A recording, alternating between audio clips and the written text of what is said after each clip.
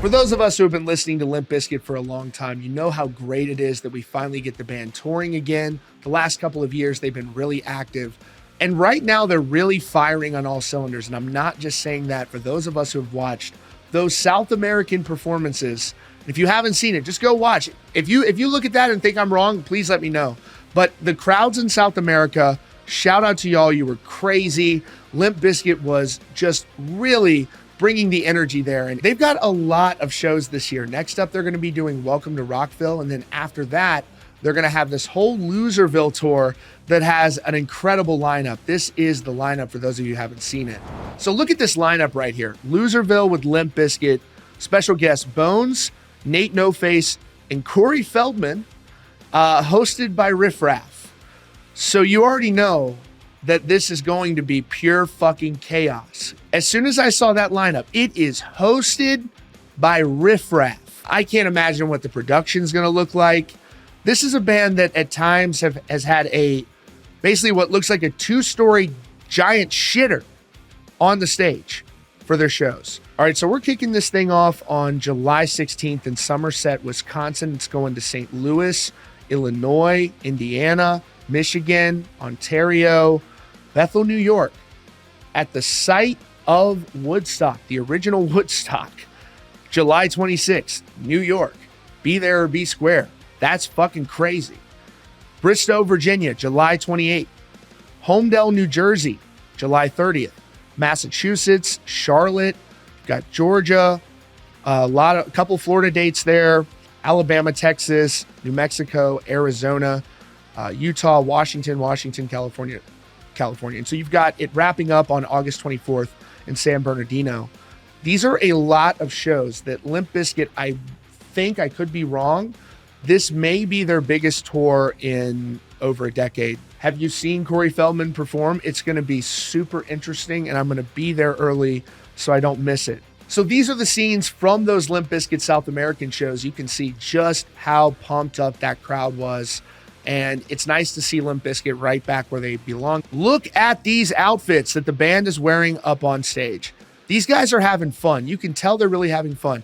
Look at this outfit. Fred is wearing a fucking traffic vest on stage. This guy is a trendsetter. And so Wes Borland put up on his Instagram that he's retiring this signature look, that intricate design that just looked amazing. And so he's going to be debuting a new look, or it's just hard to predict with him. He puts so much creativity into what he wears up on stage, but this is what he had to say about this design. So here's Wes retiring this look, and this is the look, of course, that I'm talking about.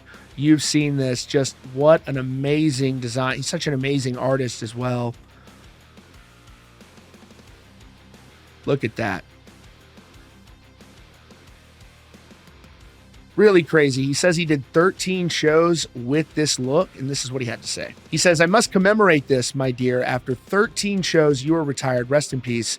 You did a great job. On to the next one. Shout out to for putting up with me during the making of and contributing to the teeth idea part, with which all had to be cast. 250 of them. Thanks, South America. Cheers." In further Limp Bizkit news, and yes, we have a lot today, 7-Eleven has announced that they're going to be releasing literally hot dog flavored water. So this is from Heavy Consequence. It says, "Someone tell Limp Bizkit 7-Eleven introducing hot dog flavored sparkling water." You can see the Big Bite hot dog sparkling water there up on their screen. It says, "Get your chocolate starfish ready. 7-Eleven's rolling out a new hot dog flavored sparkling water." Nicely done. Apparently there's no affiliation with the nu metal pioneers Limp Bizkit, who famously released their 2000 album Chocolate Starfish and the hot dog flavored water. This band was just so ahead of their time. Chocolate Starfish and the hot dog flavored water, research and development, 20 some odd years before 7-Eleven could figure it out. 7-Eleven Big Bite hot dog sparkling water is launching as part of a new line of sparkling beverages. The Bite hot dog sparkling water combines the delicious and mouth-watering whatever. It sounds fucking disgusting. I think I have maybe a fair solution to this. 7-Eleven, if I were you, I would break out that probably massive 7-Eleven checkbook. I would hit up Limp Bizkit and I would shoot the sickest commercial with Limp Bizkit. And now you've got the coolest drink on the planet as far as I'm concerned. Or maybe on the other hand, and this might be the better idea, Limp Bizkit could just release their own hot dog flavored water, and I'm almost positive it would sell more than the 7-Eleven hot dog flavored water, and maybe 7-Eleven would carry it, who knows.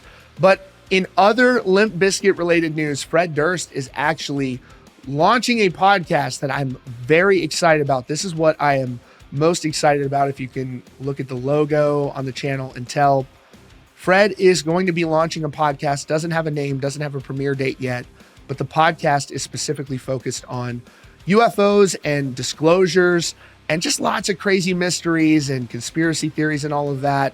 I hesitate to even use that term because it's like kind of shaming people who just question world events. So for those of you who don't know, Fred is really interested in the UFO topic. He's narrated a documentary on the subject. If you follow him on X, he'll share some really interesting stuff. Of course, Tom DeLonge from Blink-182 has been very active on the subject as well. But it sounds like Fred, I'm just assuming here, it sounds like he's going to review information and do deep dives on the subject. And dude, sign me up. And this is going to be a part of Bill Maher's podcast network. Now, Fred appeared on Bill Maher's podcast, and it was an amazing conversation. It's up here on YouTube. Definitely check it out. So that's all I'll say about that. I just look forward to seeing his podcast. My question is it too early to start asking about a follow-up to Still Sucks? Still Sucks was really well received. The fans loved it. It was a really fun record. They surprise dropped it. So I'm just wondering, with this tour coming up, is there any potential for new music? Even if it's a single, dude, I would be stoked for some new Limp Bizkit. It's been a couple years now. So let me know what you all think in the comments. Is anybody else interested in the UFO subject? What was your favorite part of this video? Thank you so much for tuning in, and hit that subscribe button for the latest news and updates right here from Rockfeed.